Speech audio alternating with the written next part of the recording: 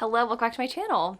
In this video, I'm going to be giving you 6 holiday romance recommendations to get you in the Christmas spirit. But before I do that, I wanted to thank the sponsor of today's video and tell you a little bit about Book of the Month. Book of the Month's mission is to help readers discover books they love and to promote the work of emerging authors. Book of the Month makes it easy to decide which book to read next. Each month, editorial team reads through hundreds of new titles and picks 5 to 7 of the best new books for you to choose from. All the books are good, so you can't go wrong. Book of the Month helps readers find books they wouldn't have found on their own otherwise by focusing on new and upcoming authors and helping readers venture beyond their usual genres. I feel like I say this every time that I work with Book of the Month, but I rely on them so heavily for thriller recommendations. It's a genre that I love to read from, but I feel like I never know what book to pick up next because I just am not well versed in what's coming out. Book of the Month always hooks it up. And the experience every month receiving my blue box is such a delight. But if you're not looking to grow your physical book collection, Book of the Month now offers audiobooks as well. So each month you have the option between either choosing a hardcover book or an audiobook, which is truly incredible. And if you go the hardcover route, they offer the best price in new release hardcover fiction at just $16.99 per book. Plus they have a loyalty reward program that rewards readers the longer they stay. The books I picked this month are No One Can Know by Kate Alice Marshall and A Winter in New York by Josie Silver. Of course, I had to get the thriller selection this month. No One Can Know is a story about a trio of sisters who try to solve the mystery of what happened to their parents many years ago when they were unfortunately murdered. And if you want something a little bit more lighthearted, you could go for A Winter in New York like I did. This book is about Iris who travels to New York, and while she's there, she kind of has this chance encounter with a guy who I believe owns a gelato shop, and she realizes that gelato recipe is the same one that her grandmother passed down to her, and I think there's sort of like a romance that occurs as well. Super excited to dive into both of these. And if you'd like to check out either of these books or any of the other book selections this month with Book of the Month, you can use code SWEATER to get your first book for just $5. Thanks again to Book of the Month for sponsoring this portion of today's video. And now let's talk holiday romances. I won't lie, the majority of these are Christmas romances, if not all of them, but I feel like they're going to get you in the holiday spirit, and they kind of run the gamut between short, sweet, and smutty, and then a little bit more deep and emotional. First up on the list is Kiss Her Once for Me by Alison Cochrane. This is the book that kind of inspired this video in the first place. I love the idea of a holiday romance, but it's kind of hard, honestly, for me to find ones that I really truly connect with and really love. This is the first one that I think really did it for me, or really, I guess, opened my eyes to the fact that holiday romances can be really excellent. And it actually just happened to be a Book of the Month selection last year. And when I read it, I absolutely fell in love because it's the perfect mix of like cozy and sincere. Like there's not really a lot of cheesiness going on with this one, despite the premise. So the book is about Ellie and Jack. They have this sort of like chance encounter. I don't want to say many years ago. It's 1 year ago on Christmas. I believe they like meet at a bookstore. They have this like instant connection, and then they kind of go their separate ways. Ellie never sees Jack again until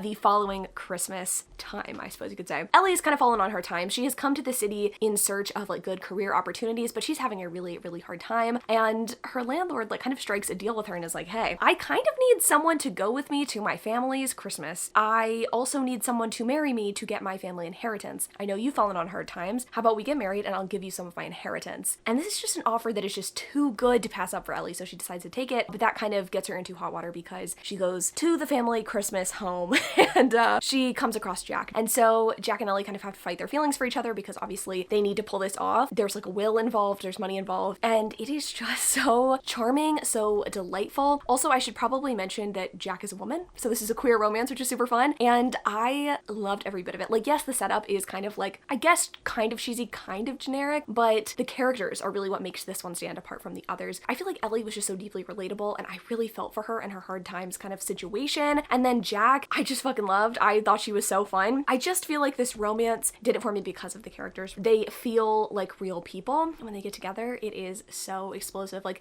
the tension that builds over time is just so there. And then the tension doesn't let you down when they finally do get together. I think if you're looking for something that is, again, cozy, sincere, and also sexy, I feel like you would really, really enjoy this one. It's a book that I feel like I heard people talk about last year, but I don't feel like I hear much about now. But this one is definitely my #1 pick if you're looking for a truly delightful holiday read. Next up is another, in my opinion, equally delightful holiday read, and that is Window Shopping by Tessa Bailey. I feel like this was one that got really hyped when it came out in 2021, but again, it's one that I feel like I don't hear recommended a lot. I feel like most of these books, right? They come out during the holiday season, people read the book, and then we all just kind of forget about them until like the next holiday season where like new books are coming out. I don't feel like we revisit a lot of old holiday romances. So hopefully I'm like reminding you that this book has come out and that you should read it if you haven't already. Anyway, this is a book about Stella and Aiden. Stella has recently gotten out of prison and she is looking for a fresh start. She is sitting in front of this like department store window. She's checking out the display and she is really unimpressed unimpressed. And she makes kind of like an offhand remark to the person that's standing next to her about how horrible this display is and like what she would do differently. And the person next to her actually kind of asks like, oh yeah, what would you do differently? And she has like this whole idea, this whole plan in place. And the person that's standing next to her, of course, is the owner of the department store, who is, I believe, trying to like impress his family and like maybe gain full ownership of the store or something like that. He's like, you know what? I'm gonna take a chance and I am going to let this woman take charge, I guess. She's going to be the one that's going to make the holiday display what it should be. You know, like when you're walking down the streets of New York, you see these like elaborate Christmas displays. Like that's what Stella is going to be in charge of. Of course, they kind of fall in love along the way. And if the first book, Kiss Her Once for Me, was all about the characters, this book is all about the relationship dynamic. Aiden is kind of like a Ted Lasso sort of character. He's got this overwhelmingly positive, upbeat sort of personality. And Stella, because of like the situation she's been in throughout her life, is definitely not sunshiny. She's definitely grumpy. It's sort of a reverse grumpy sunshine thing. And their relationship dynamic is just so fun to watch. It's kind of mind-boggling to me, honestly, that a Ted Lasso inspired hero could be sexy, but somehow it works. And of course, in typical like Tessa Bailey fashion, this book is incredibly sexy. So I think you get like the whole package here. You get a really fun relationship dynamic. You get decent enough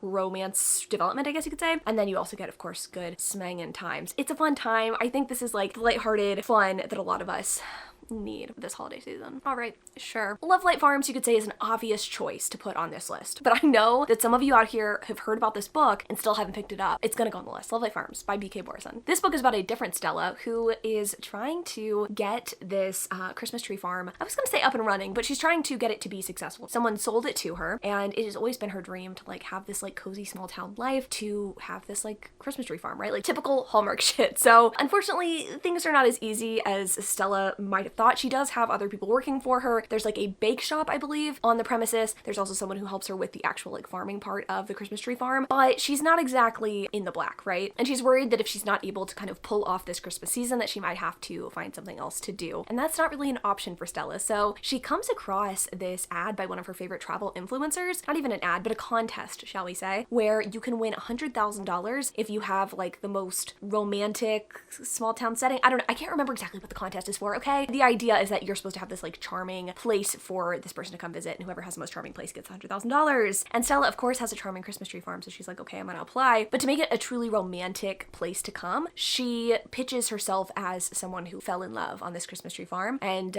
she actually doesn't have a boyfriend, so that makes things kind of challenging. She enlists the help of her best friend Luca, who she's known for such a long time, and she's like, hey, pretend to be my boyfriend so I can win this contest. She didn't have to say that, like she didn't have to say that she had a boyfriend to get someone to come to her farm and like potentially win this contest, but of course, being Stella, she does that. And so now she has to fake date her best friend. And of course, fake relationship turns into real feelings. And Luca and Stella have this just truly delightful friends to lovers relationship. It's one of those relationships that feels very like Luke and Lorelai. They've been friends forever. They've got like their own kind of language that they speak. And so the tension is really built with whether or not they will cross that line between friendship and something more. And of course they do. And of course it's really hot. And of course it is not gratuitous. And I love that. This book is definitely steamy. There's definitely sexual tension. There definitely is, you know, sex scenes, or there definitely are sex scenes in the book. However, they're really well written. It's not the kind of smut that you really want to skip over and skim, which I like, because I feel like a lot of the time lately I have just been like, please, how many times can I read whole cramming? I just don't know. But this book wasn't like that. It was a delight, start to finish. I felt like it was great. If you like small towns, if you like Gilmore Girls, this is probably the most Gilmore Girls-y romance that I have probably read. I mean, perfect time of year for that, right? Pick it up. You're not gonna regret it. Now, Written at the Stars by Alexandria Belfleur is not necessarily marketed as a holiday romance, but I will say in the synopsis, I think it mentions Thanksgiving. So I felt like it was appropriate enough to put this book on the list. I think it's kind of peddled as like a Bridget Jones' Diary meets like Pride and Prejudice or something like that. And one of the characters is named Darcy, so I guess it kind of makes sense. But this book is about Darcy and Elle, and they are set up by Darcy's brother and Elle's coworker, it's the same person. I think his name is like Ben or something like that. He believes in true love. And so does Elle. She is sort of a like romantic at heart, and Darcy couldn't be anything more different, right? She's a little bit snobbish, and she really doesn't understand Elle's love and affinity for astrology, which is like a major part of Elle's job. So they have this sort of weird introduction before their dinner date, and you can tell that both of them are really like physically attracted to each other, but once they have, you know, their actual dinner date, they realize they're really kind of incompatible. Darcy ends up coming off super snobbish, Elle comes off a little bit flaky, flighty, ditzy. They just couldn't be more incompatible. And so they go their separate ways. They think like nothing of this. They're just going to kind of play it off to, is his name Brandon actually? I can't remember. Who cares? The man doesn't matter in this equation, right? They kind of play it off to him, and they're like, yeah, like it just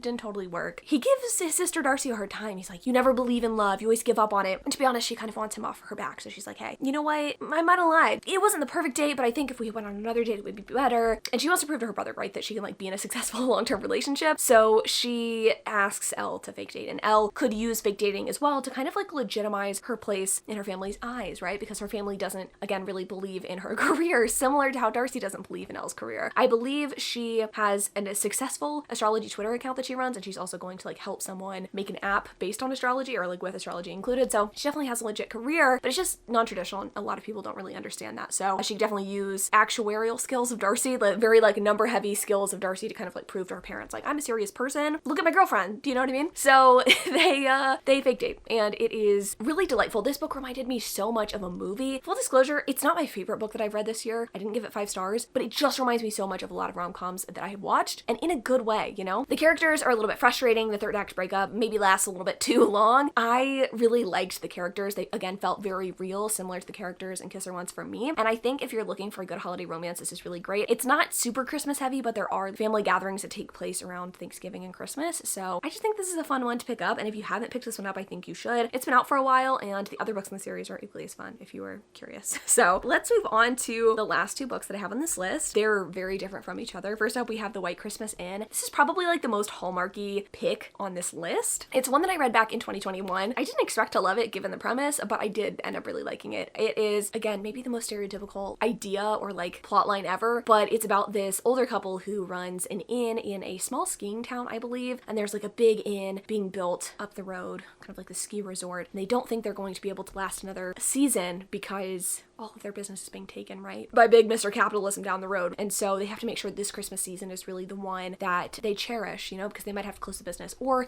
maybe this will save everything. So things are kind of complicated when everybody gets snowed in, but there are a ton of people staying at the inn, and there are multiple points of view in the story. So you've got the couple, obviously, who owns the inn. You have this single woman who is trying to finish her novel. You have a widower with his 2 children who are just trying to recreate some Christmas magic after their mom passed away. You also have a woman whose wedding got called off by her fiance like a couple of days before the wedding, which was supposed to happen at this Christmas inn. You've got that girl's childhood friend who ends up coming into the equation. I feel like we can kind of all see like who's going to pair up together, what the outcomes are going to be, but it didn't make it less charming, right? It was just a really fun, cozy, wholesome read, and I wanted to put it on this list because it is romantic. Like, there are romantic moments within the story. I really liked 2 of the romantic storylines. I don't know if there's more than 2, but I really appreciated 2 of them. And sometimes you want something low stakes and unserious to read. Again, that isn't like super smutty. I don't think there's any sex scenes in this book, but it is romantic. It is kind of a romance to me, so I put it on the list, you know, in case you want something a little bit different. And last up, another something kind of different, and definitely very different than The White Christmas Inn, is Merry Inkmas by Talia Hibbert. This is a book, again, that I read a couple of years ago. I'll be honest with you, I read a few holiday romances recently over on Patreon, and they all kind of sucked. So a lot of these romances are ones that I've like read a while ago. But Merry Inkmas is by Talia Hibbert, and it is a really fun romance that I feel like checks all the boxes that I'm looking for in such a short page length, which is really impressive. And I don't think I appreciated it as much at the time, because I looked back at my Goodreads review of this one and I was like kind of rambling on about how there weren't enough sex scenes, blah blah blah, and I'm like, maybe that wasn't what she was going for. Yeah, this book is about our geeky heroine Bailey, who I believe works the front desk at a tattoo shop, and Cash is the owner of the tattoo shop who's crushing on Bailey pretty hard, but doesn't want to like cross those lines because she is his employee, and she obviously is attracted to him as well, especially since he's always there when she needs him. She needs a tire changed, he's there, etc. There is just the perfect amount of will they won't they in this. There's a great epilogue that is just exactly what I want from a Christmas romance. If you're gonna do an epilogue in a Christmas romance, it better be over the top, and I feel like this one totally was. And I just feel like the story is great because it isn't just a smutty novella. I'm not saying there's anything wrong with that. I have read a few smutty Christmas novellas that I just didn't feel like including on this list, to be honest. I feel like this is perfect because there are sex scenes, there is romance,